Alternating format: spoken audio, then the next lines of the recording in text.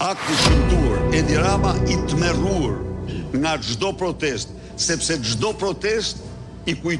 kujton shqiptarëve dhe botës se Ramaduro është në pushtet. Prokuroria e posaçme kundër korrupsionit dhe krimit të organizuar ka përfshirë një element të ri penal në dosjen ndaj ish-presidentit dhe ish-kryeministrit Sali Berisha,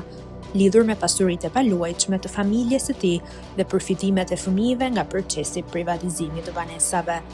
Sipas materialeve hetimore që po shqyrtohen nga SPAK,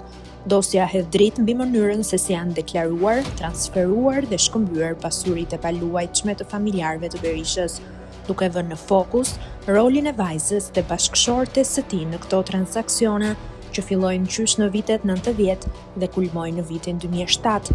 Hetimi SPAK ka identifikuar një zinxhir veprimesh që lidhen me pronat që kanë kaluar në pronësi të familjes Berisha, përfshirë një apartament banimi 77 metër katror në rrugën Prokop Myzeqari, për të cilin vajza e Berishës, Argita Maltezi, ka zotëruar 1/3 e pronës sipas ligjit të privatizimit të banesave, sepse ishte mbi 18 vjeç në atë kohë.